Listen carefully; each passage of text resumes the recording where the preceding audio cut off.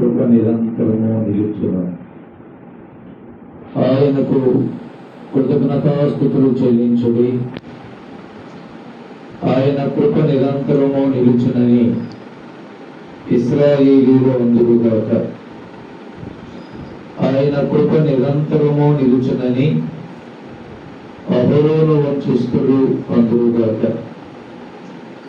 ఆయన కృప నిరంతరము నిలుచునని యెహోవా యందు భయభక్తులు గలవారు అందురుగాక. చిన్న ప్రార్థన చేసుకుందాం. కృపగలిగిన తండ్రి, మీ స్తోత్రాలు చెల్లిస్తూ ఉన్నాం. చదివిన మాటల మీది మీ సన్నిధిలో నిలబడిన నేను నిష్ప్రయోజకుడను, జ్ఞానము లేని వాడను, మీ లేఖనములు వివరించుటకు బలము చాలిన వాడను కావున నన్ను మీ శిలువ సాటున మరుగుపరుచుకొని మీ ఆత్మతో నింపి మీ నోటి బోరగా వాడుకొని చదివిన మాటలు మా అందరికీ అర్థమయ్యే రీతిగా క్లుప్తముగా యుక్తముగా విశదీకరించండి. ప్రకటించబడిన మాటలు మా హృదయాలలో భద్రపరుచుకొని ఆ మాటల ద్వారా మమ్మల్ని మేము చక్కపరుచుకొని మీ రాకడ కొరకు కనిపెట్టుకుని ఉండటకు మీ కృప మా పట్ల దయచేయమని యేసుక్రీస్తు అతి శ్రేష్టమైన నామములో ప్రార్థించి అడిగి వినయమై వేడుకుంటూ ఉన్నాము తండ్రి, ఆమేన్. క్రీస్తునందు ప్రియమైనటువంటి వాళ్ళగా, మరి రాత్రికాల సమయంలో ప్రత్యేకముగా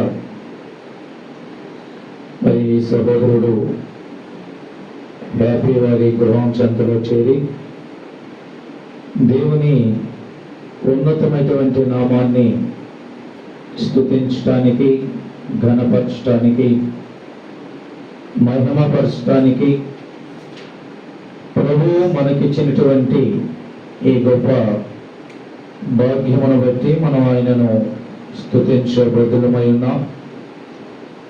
ఉదయ కాలములు ఆరాధనలు, తదుపరి వాక్య పరిచర్యలో దేవుడు తోడుగా ఉండి నడిపించాడు. అందుని బట్టి ఆయనకి స్తోత్రాలు చెల్లించబద్దులమై ఉన్నాం. ఈ రాత్రికాల సమయంలో ప్రత్యేకముగా మనం ఇలాగ సంగముగా కూడి దేవుని నామాన్ని మహిమపరుస్తూ ఉన్నాం. ఎందు నిమిత్తమై ఈ కూడిక, ఈ స్తుతి కూడిక లేక కృతజ్ఞతా స్తుతి కూడిక ఏర్పాటు చేయబడింది అంటే మరి ముందుగా చెప్పాడు, దేవుడు ఈ కుటుంబం పట్ల చేసినటువంటి మేలులు, అలాగే ఉపకారములు, ఆపదలో ఉండగా వారిని విడిపించినటువంటి విధానము, ఇంకా ఎన్నో విషయాలు ఉన్నాయని చెప్పడం జరిగింది. అలాగే మరి రీసెంట్గా వారు ఒక కారు కొనటానికి దేవుడు కృప చూపాడు. అంత మాత్రమే కాదు, వారిని ప్రేమించి వారికి ఇచ్చినటువంటి సంతానములు పెద్ద కుమారుడు యొక్క బర్త్డే కూడా ఉంది. అది 19వ తారీఖు. కానీ రాత్రి హైదరాబాద్ ప్రయాణం చేయవలసిన అవసరం ఉందని చెప్పడం జరిగింది. ఆ కారణం చేత మరి ఆ బర్త్డే సంగతిని కూడా పురస్కరించుకొని, అలాగే గతంలో మరి హ్యాపీ కొంత అస్వస్థకు గురై ఉండగా, శ్రమలో ఉండగా దేవుడు తన కృపా బాహుల్యాన్ని ఆ బిడ్డ పట్ల చూపి సంపూర్ణమైనటువంటి స్వస్థత, ఆరోగ్యాన్ని అనుగ్రహించినందున వీటన్నిటినీ కలుపుకొని దేవుణ్ణి స్తుతించడానికి ఈ కుటుంబానికి ప్రభు ఇచ్చినటువంటి గొప్ప ఆధిక్యత, అందును బట్టి మరి స్థానిక సంఘ ప్రియులు, అలాగే దేవుని దాసుడైనటువంటి నేను మీతో కలిసి ఈ సంతోషములో, ఈ ఆనందములో, లేక దేవుని స్తుతించే విషయములో పాలు పొందటానికి ప్రభు మన ఎడల చూపిన కృప ఎంతో మరి అమూల్యమైనటువంటిది, ధన్యకరమైనటువంటిది. ప్రియమైనటువంటి వాళ్ళారా, గమనించండి. అందుకే అపోస్తలుడైనటువంటి పౌలు తెస్సలోనికీయులకు రాసినటువంటి మొదటి పత్రిక 5వ అధ్యాయములో ఒక మాట రాశాడు. ఏంటని మనం చూసినట్లయితే, ప్రతి విషయమందును కృతజ్ఞతాస్తుతులు చెల్లించుడి అన్నాడు. ప్రతి విషయములో, ప్రతి విషయము అంటే ఇందులో కొన్ని సంగతులు మనం చెప్పుకున్నాం. దేవుడు ఈ కుటుంబంలో జరిగించినటువంటి క్రియలు లేక మేలులు కనుక వీటిలో కొన్ని ప్రతికూలమైనవి ఉన్నవి, కొన్ని అనుకూలమైనవి ఉన్నవి. కనుక ప్రతి విషయంలో కూడా మనము దేవుని స్తుతించవలసిన వారమై ఉన్నాం. ఆయనకు కృతజ్ఞతాస్తుతులు చెల్లించబద్ధులమై ఉన్నాం. ప్రభువు మన పట్ల జరిగించినటువంటి ఆ గొప్ప కార్యాలు ఈ కుటుంబం పట్ల మాత్రమే కాదు, ఆయన అందరి పట్ల మరి మేలు చేసేవాడు ఉన్నాడు. మేలుతో మన హృదయాలను తృప్తిపరిచే దేవుడై ఉన్నాడు. మన కోరికలను సిద్ధింపజేసే దేవుడై ఉన్నాడు. అవును, మరి కారు కొనాలనే కోరిక ఉంది కదండి వీళ్ళకి. కొంతకాలం నుంచి దేవుడు మరి ఈ దినం ఆ భాగ్యాన్ని ఇచ్చాడు కనుక ఆయన కోరికలను సిద్ధింప చేయవాడై ఉన్నాడు. మన యొక్క ఆలోచనలైనటువంటి దేవుడు, మన తలంపులైనటువంటి దేవుడు కనుక ఆయన ప్రతి విషయంలో కూడా మరి ఆయన మనకు మేలు చేసేవాడై ఉన్నాడు. కనుక ప్రియమైనటువంటి వాళ్ళారా, 145వ కీర్తనలో మనం చూసినట్లయితే, యెహోవా అందరికీ ఉపకారి అనే మాట మనం చూస్తూ ఉన్నాం. ఎవరికండి ఉపకారి? ఆయన అందరికీ ఉపకారి. సర్వలోకంలో ఉన్నటువంటి మానవుల అందరికీ ఆయన మేలును చేయవాడై ఉన్నాడు. మరి విశేషముగా ఆయన యందు విశ్వాసం ఉంచి ఆయన బిడ్డలుగా తీర్చబడి ఆయన ఆజ్ఞలు అనుసరిస్తూ వాక్యానుసారమైన జీవితాన్ని జీవిస్తూ ఆయన యందు భయభక్తులు కలిగి ఉన్నవారి పట్ల ఆయన కృప మెండుగా మరి కుమ్మరించేవాడు. ఆయన కృప నిరంతరము ఆ కుటుంబం మీద ఆయన ఉంచేవాడై ఉన్నాడు. అందుకని ఈ 118వ కీర్తనలో అంటూ ఉన్నాడు, యెహోవా దయాళుడు, ఆయన కృప నిరంతరము నిలుచును, ఆయనకు కృతజ్ఞతాస్తుతులు చెల్లించుడి. ఆయన దయాళుడు. దయాళుడు అంటే అర్థం ఏంటండి? ఆయన మంచివాడు అని అర్థం.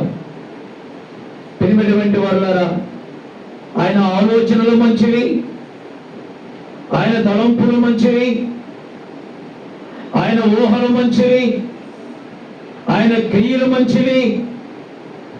సమస్తము ఆయన మంచివాడు అనేది మనం చూస్తూ ఉన్నాం. దయాళుడు అనేది మనం చూస్తూ ఉన్నాం. దయగలిగిన దేవుడు.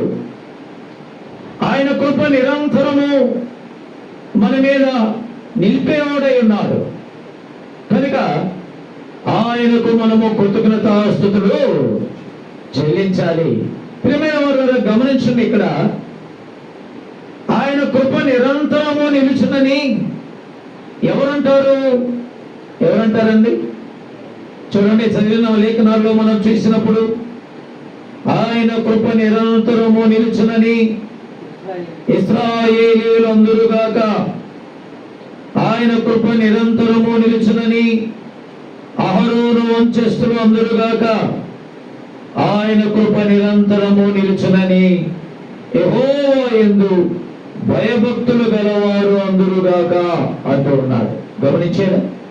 ఒకటి, ఇశ్రాయేలీయులు అందరూ. రెండవదిగా అహరోను వంశస్థులు అందులో రాయబడి ఉంది. మూడవదిగా మనం గమనించినట్లయితే యెహోవా యందు భయభక్తులు గలవారు అందురుగాక. ఎవరు వీరు? ఇశ్రాయేలీయులు ఎవరండి? దేవుడు ఏర్పాటు చేసుకున్నటువంటి జనాంగం, యాకోబు యొక్క సంతతి. దేవుడు వారిని పాపపు ఐగుప్తు దాస్యములో నుంచి వారికి వాగ్దానం చేసినటువంటి పాలు తేనెలు ప్రవహించు కనాను దేశానికి నడిపించబడినటువంటి వారు ఇశ్రాయేలీయులు. రెండవదిగా మనం గమనించినట్లయితే అహరోను వంశస్థులు. వీరెవరండి? యాజక పరిచర్యను దేవుని ఆలయములో బలిపీఠం యొద్ద యాజక పరిచర్యను కొనసాగించేవారు. మూడవదిగా మనం గమనించినప్పుడు యెహోవా యందు భయభక్తులు గలవారు. వారెవరండి? వారే మనమై ఉన్నాం. కనుక మనందరము కూడా దేవుని కృప నిరంతరము నిలుచునని మనము గ్రహించాలి. అంత మాత్రమే కాదు, ఆయనకు కృతజ్ఞతాస్తుతులు చెల్లించాలి.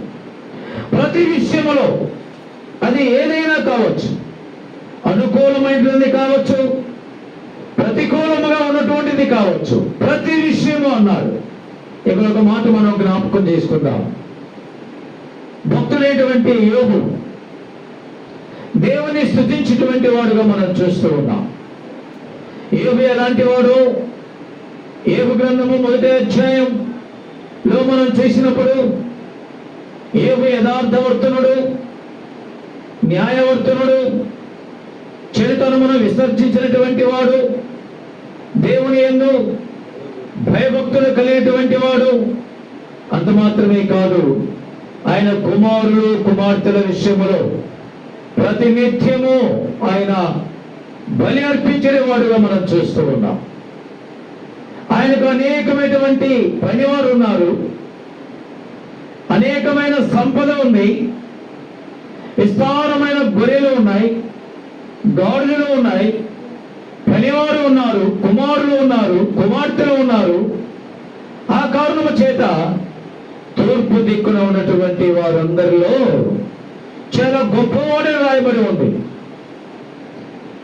గమనించండి, కుమారులు కుమార్తెల విషయంలో అరుణోదయమున లేసి ఆయన వారి నిమిత్తము దేవుని సన్నిధిలో ధూపము వేసేవాడుగా, దేవుని సన్నిధిలో బలి అర్పించేవాడుగా ఉన్నారు. వారు ఏదైనా దేవునికి విరోధముగా, దేవునికి ఆయాసకరమైనటువంటి జీవితాన్ని జీవించి ఉండవచ్చునేమో అని వారి నిమిత్తము ఆయన ప్రతినిత్యము అరుణోదయమున వారు దేవునికి బలి అర్పించేవాడుగా మనం చూస్తూ ఉన్నాం. ప్రియమైనటువంటి వాళ్ళారా, ఇటువంటి పరిస్థితులలో, ఇటువంటి దినాలలో సాతాను యోబు మీద దాడి చేసింది దేవుని సెలవు మేరకు. తర్వాత ఏం జరిగిందండి? సంపద కోల్పోయాడు, ఆయనకున్నటువంటి ఆస్తుపోస్తులన్నీ పోయాయి, పనివారు వెళ్ళిపోయారు. ఇంకా మనం గమనించినట్లయితే ఆయన కుమారులు చనిపోయారు, ఆయన కుమార్తెలు కూడా చనిపోయినట్లుగా మనం చూస్తూ ఉన్నాం. యోబు దేహమంతా కూడా మరి కురుపులతో నిండి మొండు టెన్నలో బూడిద రాసుకొని చిల్ల పీకతో మరి దేహమును గోక్కుంటూ ఉన్నటువంటి ఆ పరిస్థితి యోబు కలిగినటువంటి వాడుగా మనం చూస్తూ ఉన్నాం. మరి తన భార్య వచ్చింది, అని అంటూ ఉంది, దేవుని దూషించి నీవు మరణము కమ్ము అంది. ఇటువంటి పరిస్థితుల్లో ఏబు పలికిన మాట ఏంటండి? ఏం పలికాడు? యెహోవా ఇచ్చెను, యెహోవా తీసుకొనెను, ఆయన నామమునకి స్తుతి కలుగును గాక. ఎంత ఆశ్చర్యకరమైన మాట అండి. దేవుణ్ణి ఎలాంటి పరిస్థితుల్లో స్తుతించాడు? బాగున్నప్పుడు స్తుతించాడు, సమస్తమును కోల్పోయినప్పుడు కూడా దేవుని స్తుతించినటువంటి వాడుగా మనం చూస్తూ ఉన్నాం. యెహోవా నామమునకి స్తుతి కలుగును గాక. కనుక ప్రతి విషయంలో మనం దేవుని స్తుతించబద్ధులమై ఉన్నాం. ఆయన మన పట్ల జరిగిస్తున్నటువంటి ఆశ్చర్యమైన కార్యాలను బట్టి, ఆయన మన పట్ల చేస్తున్నటువంటి గొప్ప కార్యములను బట్టి,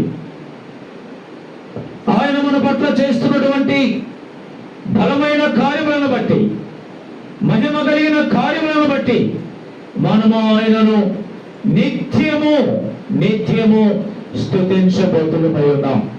అంత మాత్రమే కాదు, ఆయన మన పట్ల చేసిన మేలులలో ఏది కూడా మనం మరొక ప్రతిదీ మనము జ్ఞాపకం చేసుకుంటూ ఆయనను కొనియాడవలసిన వారమై ఉన్నాం. కాబట్టి ఆయన దయాళుడు, ఆయన జాలి కలిగినటువంటి వాడు, ఆయన కరుణ కలిగినటువంటి దేవుడు, ఆయన కృపా సత్య సంపూర్ణుడుగా మనం చూస్తూ ఉన్నాం. కనుక ప్రియమైన సహోదరి, ప్రియమైన సహోదరుడా, ఈ రాత్రికాల సమయంలో ప్రభు మన పట్ల ఎన్నో మేలు జరిగిస్తూ ఉండగా మనము వాటిని జ్ఞాపకం చేసుకుంటూ, వాటిని కొనియాడుతూ ఆయన నామమును మనము స్తుతించబద్ధులమై ఉన్నాం. రాజైనటువంటి దావీదు అంటూ ఉన్నాడు, 103వ కీర్తన 1-2 వచనాల్లో మనం చూసినట్లయితే ఈ మాటలు రాయబడి ఉన్నాయి. నా ప్రాణమా యెహోవాను స్తుతించుము, నా అంతరంగమున సమస్తమా ఆయన పరిశుద్ధ నామమును స్తుతించుము. నా ప్రాణమా యెహోవాను స్తుతించుము, ఆయన చేసిన ఉపకారములను దేనిని కూడా మరువకము అంటూ ఉన్నాడు. గమనించారు? దేవుడు మన పట్ల చేస్తున్నటువంటి ఆ మేలులు కానీ, ఆ ఉపకారాలు కానీ కొన్ని మనము గ్రహించే వారముగా ఉంటాం, కొన్ని గ్రహించని వారముగా ఉంటాం.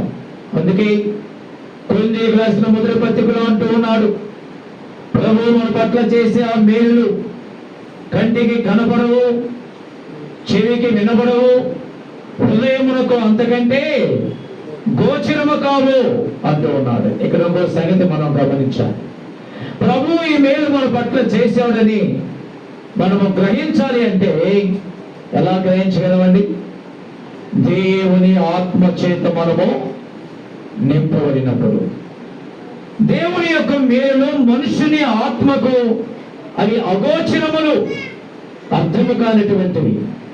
ఎప్పుడైతే దేవుని ఆత్మ చేత మనం నింపబడతామో, పరిశుద్ధాత్మ చేత మనం నింపబడతామో, దేవుడు మన పట్ల, మన కుటుంబం పట్ల చేస్తున్నటువంటి ప్రతి మేలును మనం గ్రహించే వారముగా ఉంటాం. ఆ మేలును బట్టి ఆయనను మనం స్తుతించే వారముగా ఉంటాం. మన పితరుల విషయంలో మనం గమనించినట్లయితే జకరియా గ్రంథంలో అంటూ ఉన్నారు, మీరు మీ పితరుల వంటి వారై ఉండవద్దు అన్నాడండి. ఏమన్నాడు? మీరు మీ పితరుల వంటి వారై ఉండవద్దు. ఏం చేశారు పితరులు? వారు దేవుని మేలు ఎన్నో అనుభవించారు, దేవుని ఉపకారం అనుభవించినటువంటి వారుగా మనం చూస్తూ ఉన్నాం. మన పితరులైనటువంటి ఇశ్రాయేలీయులను సర్వ సమృద్ధితో వారిని నడిపించారు. 40 సంవత్సరములు అరణ్య మార్గంలో వారిని ఏ కీడు, అపాయం అనేది రాకుండా నడిపించినటువంటి వాడుగా మనం చూస్తూ ఉన్నాం. అయితే వారు చేసిన పని ఏంటండి? దేవుని మరచినటువంటి వారుగా మనం చూస్తూ ఉన్నాం. దేవుని కార్యాలు వారు మార్చారు. ఐగుప్తులో ఆయన చేసినటువంటి అద్భుతాలను గ్రహింపనే వారుగా ఉన్నట్లు మనం చూస్తూ ఉన్నాం. చూడండి, ఆ మాటలు మనం చూసినట్లయితే ఇక్కడ 100 కీర్తన గ్రంథము 106వ కీర్తన 7వ వచనాన్ని మనం చూసినప్పుడు,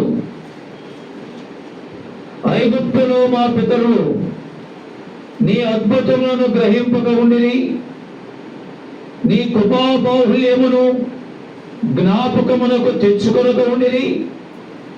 సముద్రమునొద్ద, ఎర్ర సముద్రమునొద్ద వారు తిరుగుబాటు చేసిరి. గమనించారా? ఏం చేశారండి? ఐగుప్తులో ఎన్నో అద్భుతాలు దేవుడు వారి పట్ల జరిగించాడు. కానీ వారైతే దేవుడు చేసినటువంటి అద్భుతాలను గ్రహింపని వారుగా ఉన్నారు. దేవుడు వారి పట్ల చూపిన ఆ కృపను వారు జ్ఞాపమునకు తెచ్చుకొనక మరచినటువంటి వారుగా ఉన్నారు. అంత మాత్రమే కాదండి, సముద్రమునొద్ద, ఎర్ర సముద్రమునొద్ద వారు మోషే మీద తిరుగుబాటు చేసినటువంటి వారుగా మనం చూస్తూ ఉన్నాం. ఇంకా మనము చూసినట్లయితే 13వ వచనములో అంటూ ఉన్నాడు, లేక 11వ వచనాన్ని మనం గమనించినప్పుడు, నీళ్లు వారి శత్రువులను ముంచివేసెను, వారిలో ఒక్కడైనను మిగిలి ఉండలేదు. అప్పుడు వారు ఆయన మాటలు నమ్మిరి, ఆయన కీర్తి గానము చేసిరి. అయినను వారు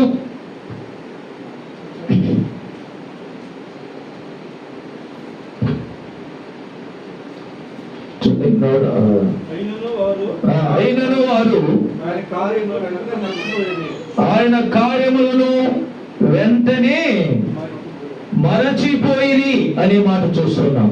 చూసేవండి, మరి మన యొక్క పితరులు మనం చూసినప్పటికీ అంటూ ఉన్నాడు, ఆయన గురించి గానం చేశారు, ఆయన మాటలు ఏందో నమ్మిక ఉంచారు. అంత మాత్రమే కాదు, ఎప్పుడైతే ఆ 12వ వచనంలో మాటలు రాయబడి ఉన్నాయో, 13వ వచనాన్ని మనం గమనించినప్పుడు వెంటనే ఆయన కార్యములను మరచిపోయేటువంటి వారుగా మనం చూస్తూ ఉన్నాం. ఆయన ఆలోచన కొరకు కనిపెట్టుకొనకపోయింది. అరణ్యములో వారు బహుగా ఆశించింది, ఎడారిలో దేవుని శోధించింది. వారు కోరినది ఆయన వారికి ఇచ్చెను, అయినను వారి ప్రాణములకు ఆయన క్షీణత కలుగు చేసెను. గమనించారా? ఎన్నో మేలులు ప్రభు మన పితరుల పట్ల జరిగించి ఉంటూ ఉండగా వాటినైతే వారు అనుభవించారు, కానీ వారు వెంటనే మరచిపోయినటువంటి వారుగా మనం చూస్తూ ఉన్నాం. ఆయనను శోధించారు, అరణ్యములో బహుగా ఆశించినట్లుగా మనం చూస్తూ ఉన్నాం. ప్రియమైన సహోదరుడు, కనుక ఇక్కడ అంటూ ఉన్నాడు, వారి ప్రాణములకు ఆయన క్షీణత దయచేసెను. 1 కొరింథీయులకు రాసిన పత్రిక 10వ అధ్యాయంలో మనం చూసినట్లయితే, దేవునికి వారు అయిష్టులుగా జీవించారు. అయిష్టులుగా జీవించడం ద్వారా అరణ్యములో అనేకులు రాలిపోయినట్లుగా మనం చూస్తూ ఉన్నాం. దేవుణ్ణి శోధించడం ద్వారా వారు ఎంతో మంది అరణ్యములో మరణించినటువంటి వారుగా మనం చూస్తూ ఉన్నాం. చూడండి, 1 కొరింథీయులకు రాసినటువంటి పత్రిక 10వ అధ్యాయం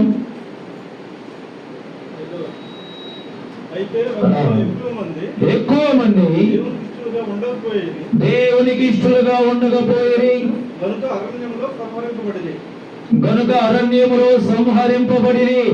చూడండి, వారు ఆశించిన ప్రకారము మనము చెడ్డవాటిని ఆశించుకున్నట్లు ఈ సంగతులు మనకు దృష్టాంతములుగా ఉన్నవి. జనులు తినుటకును త్రాగుటకును కూర్చుండి ఆడుటకు లేచిరి అని రాయబడినట్లు వారిలో కొందరు వలె మీరు విగ్రహారాధికులై ఉండకూడి. మరియు వారి వలె మనము వ్యభిచరింపక ఉందుము. వారిలో కొందరు వ్యభిచరించినందున ఒక్క దినముననే 23,000 మంది కూలిరి. మనము ప్రభువును శోధింపక ఉందుము. వారిలో కొందరు శోధించి సర్పముల వల్ల నశించిరి. మీరు సనుగకుడి. వారిలో కొందరు సనిగి సంహారకుని చేత నశించిరి. ఈ సంగతులు దృష్టాంతములుగా వారికి సంభవించి యుగాంతమందున్న మనకు బుద్ధి కలుగుటకై రాయబడిను. గమనించారా? మన పితరుల విషయంలో దేవుడు ఎన్నో మేలు జరిగించాడు. కానీ వారు ఏం చేశారండి? ఆయనను శోధించారు. అలాగే కొందరు వ్యభిచరించారు. ఇంకా మనం గమనించినట్లయితే కొందరు సరిగినట్లుగా మనం చూస్తూ ఉన్నాం. ఈ కారణము చేత అనేకులు వారు అరణ్య మార్గములో వారి యాత్ర ముగించినటువంటి వారుగా మనం చూస్తూ ఉన్నాం. ఈ సంగతులన్నీ ఎందుకు రాయబడ్డాయి అని అంటే కింద అంటూ ఉన్నాడు, ఈ సంగతులు దృష్టాంతములుగా వారికి సంభవించి యుగాంతమందున్నటువంటి మనకు బుద్ధి కలుగుటకై రాయబడిను. అందుకే జకర్యా గ్రంథములు అన్నాడు, మీరు మీ పితరుల వంటి వారై ఉండవద్దు. అయితే మనం ఏం చేయాలి? ఇప్పుడు మనం ఏం చేయాలండి? వారు మర్చిపోయారు, శోధించారు, విసిగించారు, ఆయన మీద సనిగారు. ఆ కారణము చేత వారు అరణ్యములో రాలిపోయినట్లుగా మనం చూస్తూ ఉన్నాం. కనుక మీరు వారి వలె ఉండవద్దు అంటే దేవుడు మన పట్ల జరిగిస్తున్నటువంటి ప్రతి మేలును బట్టి ప్రతి విషయములో ఆయనను జ్ఞాపకము చేసుకుంటూ ఆయనకు కృతజ్ఞతాస్తుతులు చెల్లించబద్దులమై ఉన్నాం.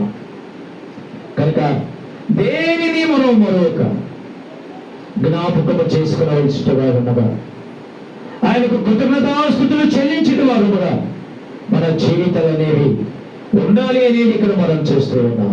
మరి హ్యాపీ ఈ కుటుంబంలో చేసినటువంటి ఆయా విధమైన మేలును బట్టి కానీ లేక ఆపదలో దేవుడు జరిగించిన గొప్ప కార్యాలను బట్టి ఇలాగ సంఘాన్ని పిలిపించుకొని ఆయన జ్ఞాపకం చేసుకుంటూ ఆయనకి స్తుతి చెల్లిస్తూ ఉంటా చాలా ధన్యకరమైన సంగతి.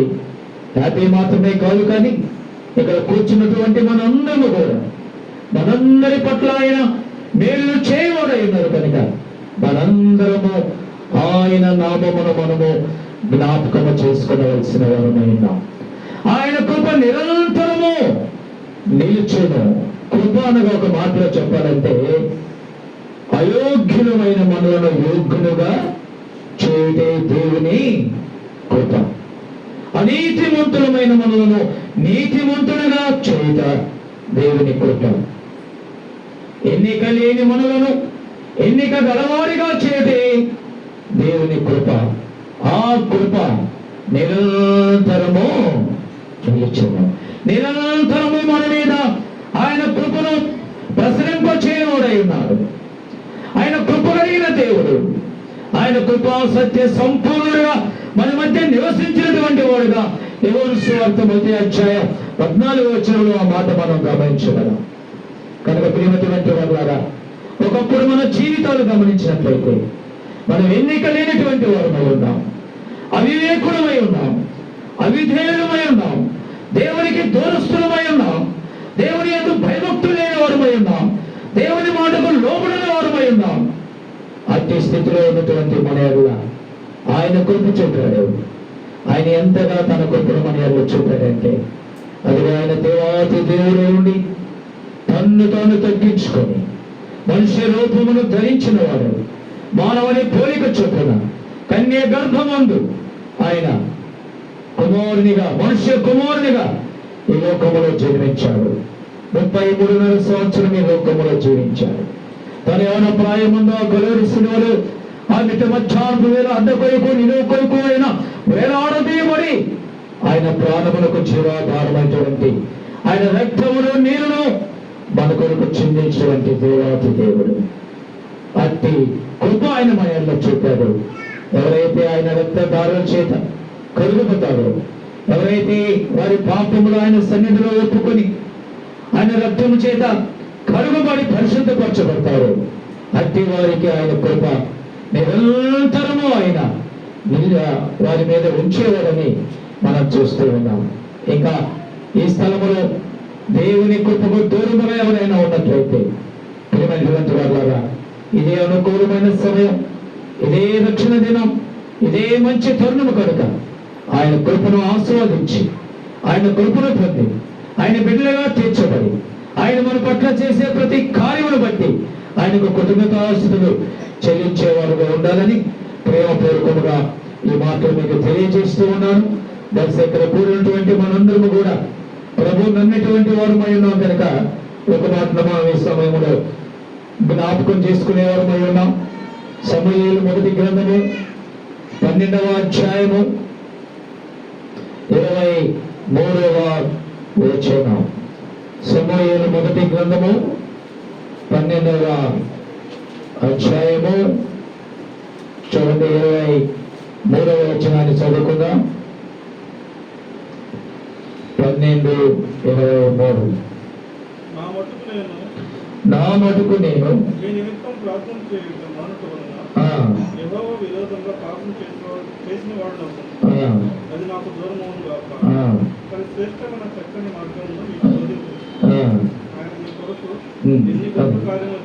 ఆయన మీ కొరకు ఎన్ని గొప్ప కార్యములు చేసెనో అది మీరు తలంచుకొని మీరు యెహోవా యందు భయభక్తులు కలిగి నిష్కపటుడై పూర్ణ హృదయముతో ఆయనను సేవించుట ఆవశ్యకము అన్నాడు. గమనించారు?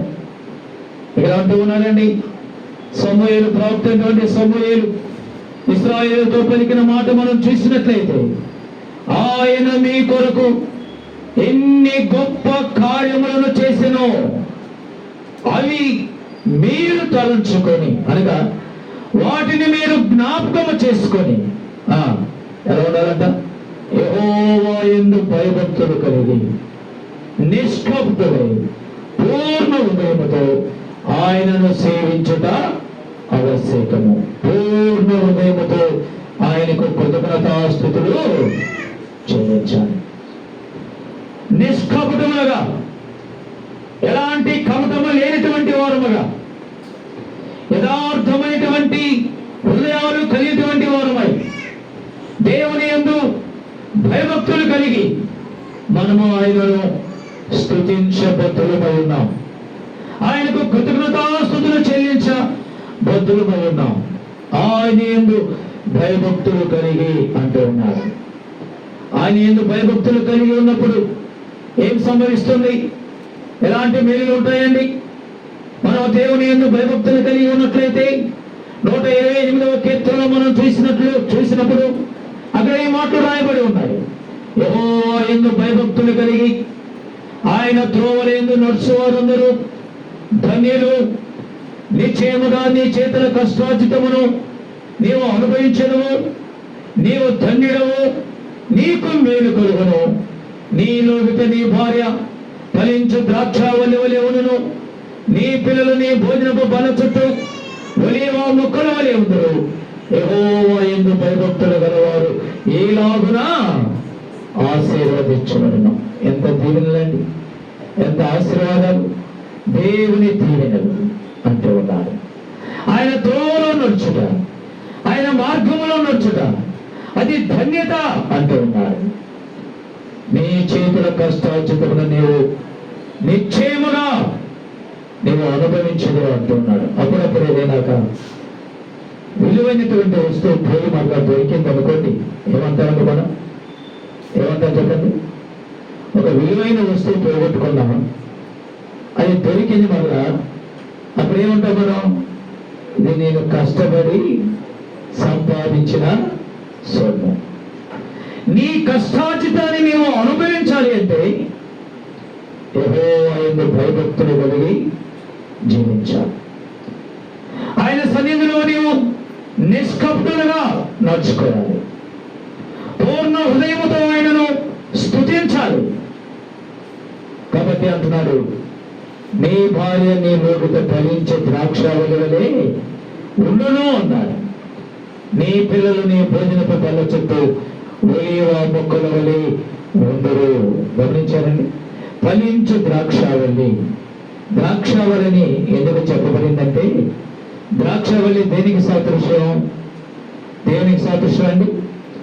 సంతోషానికి, ఆనందానికి సాదృశ్యం. కాబట్టి ఆ కుటుంబంలో, ఏ కుటుంబము? దేవుని యందు భయభక్తులు కలిగినటువంటి కుటుంబం. ఆ కుటుంబంలో ఎప్పుడు సంతోషాన్ని, ఆనందాన్ని దేవుడు తన దీవెనతో నింపి నడిపించేవాడుగా మనం చూస్తూ ఉన్నాం. కాబట్టి యెహోవా యందు భయభక్తులు గలవారు ఎలాగున ఆశీర్వదించబడును అనే మాట మనం చూస్తూ ఉన్నాం. ఈ రాత్రికాల సమయంలో దేవుడు పరిశుద్ధ గ్రంథములో నుంచి అమూల్యమైన మాటలు మనతో మాట్లాడి ఉంటూ ఉండగా, దేవుడు మన పట్ల చేసిన ప్రతి మేలును బట్టి, ప్రతి విషయంలో ఆయనకు కృతజ్ఞతాస్తుతులు చెల్లించాలి.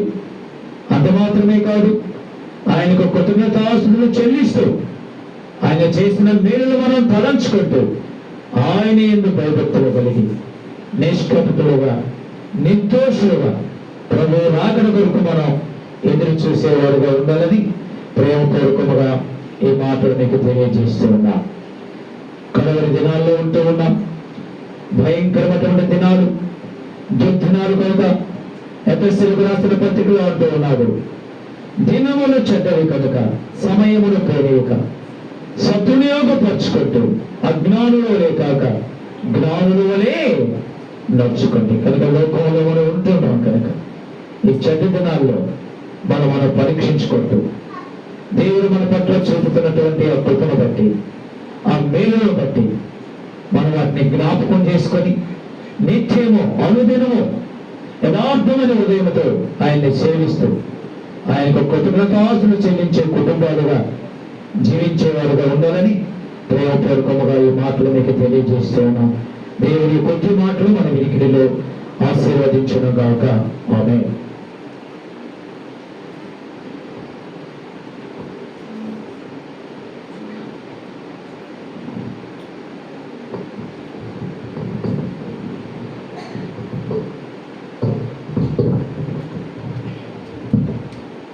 వాక్యం అందించిన కోటూరు జాన్ అన్నట్టు ఆచరిస్తున్నాం. ప్రతి విషయంలో దేవుని స్తుతించాలి. మరియు దేవుడు మనకు చేసిన మేలన్నింటిని బట్టి ఆయనను మరొక చెప్పాడు. రమేష్ అన్న ప్రార్థన.